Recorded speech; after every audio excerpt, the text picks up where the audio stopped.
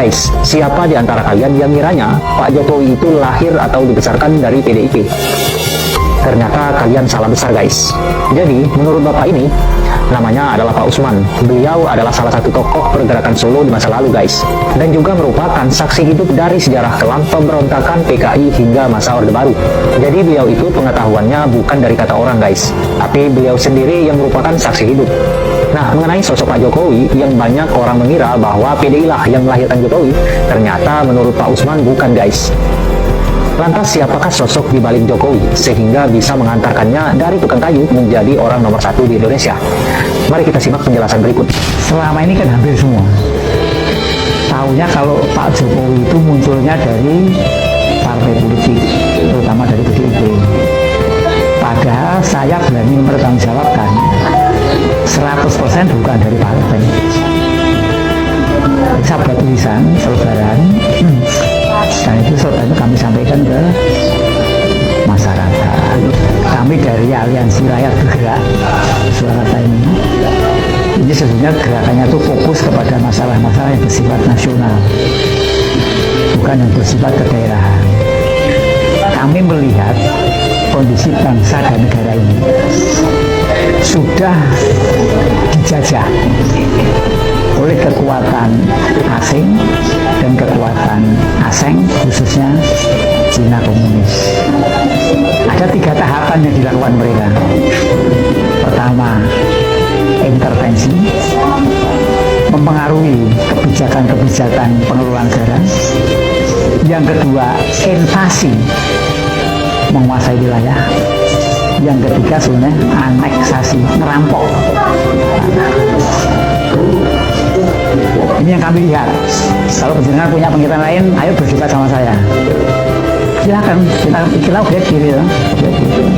Kalau sudah seperti itu, ya, kami sebagai rakyat dalam UUD 45 diamanatkan untuk bela negara.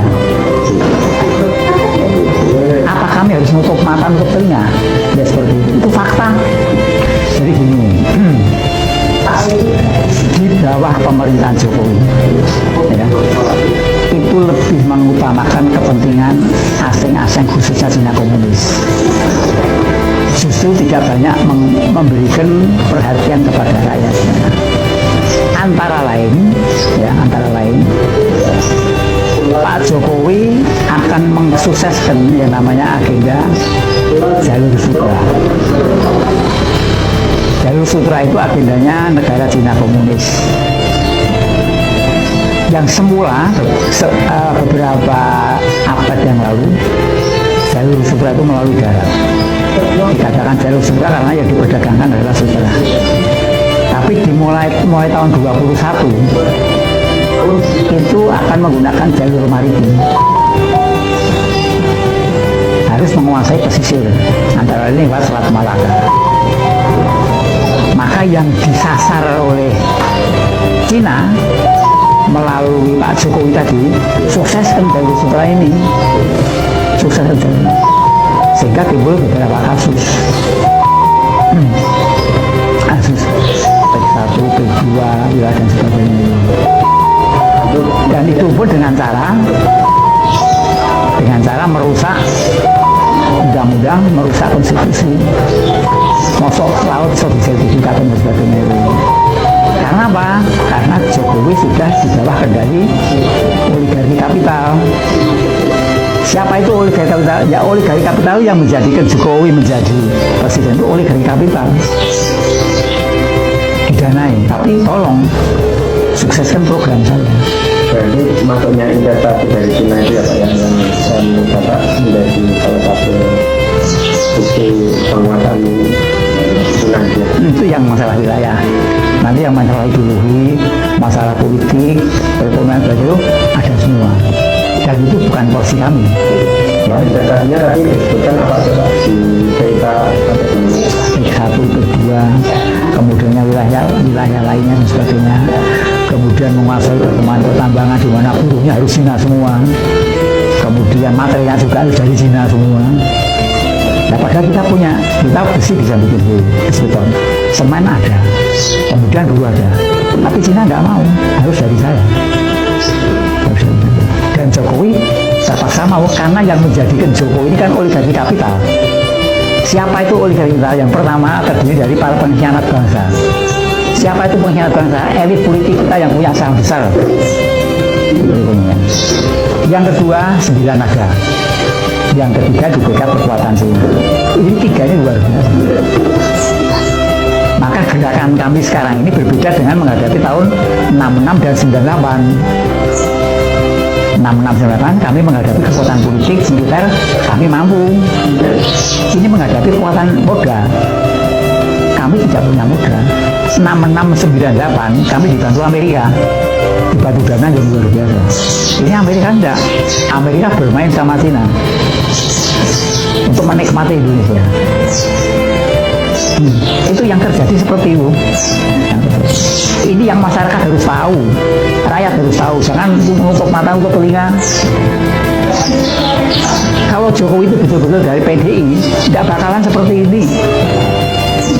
Tidak mungkin PDI membiarkan. Maka pada waktu minta diperpanjang atau berbeda, demikian kan tidak mau, karena sudah tahu kelakuannya seperti ini. Bukan di bawah kendali partai, di bawah kendali oleh kapital tadi. Semoga Bapak masih kenal saya, Mbak. Saya Usman Amiruddin, teman Bapak di Yayasan Amal Sahabat Kota Solo. Pada saat itu, Bapak utusan teman ke rumah saya menyampaikan keinginan Bapak untuk menjadi calon wali kota Solo dari Partai Amanat Nasional. Kebetulan saat itu saya adalah salah satu anggota Majelis Pertimbangan Partai. Apa yang menjadi keinginan Bapak saya sampaikan kepada pengurus sehingga diadakan pertemuan resmi di Hotel Agas. Pagi harinya teman-teman menyampaikan kepada saya bahwa Bapak bisa diterima dengan senang hati untuk menjadi calon hari satu dari Partai Amanat Nasional. Dan saat itu Bapak disandingkan dengan almarhum Dr. Esther Juliadi sebagai adik dua. Alhamdulillah pada waktu itu kami bersyukur memiliki calon yang lengkap. Namun dalam perjalanan Bapak pindah ke PDIP.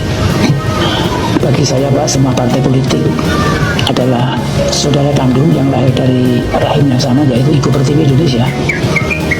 Kecuali PKI, Pak. PKI itu bukan saudara kandung kita.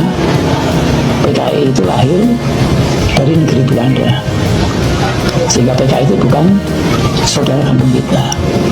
Bahkan di dalam ketetapan MPRS nomor 25 tahun 66, PKI sudah dinyatakan organisasi terlarang dan menjadi musuh negara. Cuman sayangnya, Pak, kebijakan-kebijakan Bapak, terutama di periode yang kedua Presiden, Bapak kelihatan sekali pembelaannya kepada PKI, sehingga banyak sorotan-sorotan dari rakyat bahwa Bapak ini seakan-akan anggota PKI, atau ada yang mengatakan bahwa Bapak lahir dari keluarga PKI. Kalau itu yang terjadi, Pak, ya Bapak ada maklum, Pak, karena itu fakta di lapangan seperti itu. Pada suatu saat Bapak ingin menjadi gubernur DKI. Hal ini didengar oleh Pak Prabowo. Kemudian Pak Prabowo datang ke Solo dan siap untuk mengorbitkan Bapak menjadi gubernur DKI. Alhamdulillah ternyata apa yang menjadi perjuangan pengorbanan jerih payah Pak Prabowo berhasil. Bapak menjadi gubernur DKI. Setelah Bapak menjadi gubernur DKI, Bapak sudah lepas dari kendali Pak Prabowo dan diambil alih oleh oligarki kapital. Yang pertama adalah para konglomerat hitam, di mana para koruptor kelas kakap ada di dalamnya. Kemudian yang kedua 9 naga.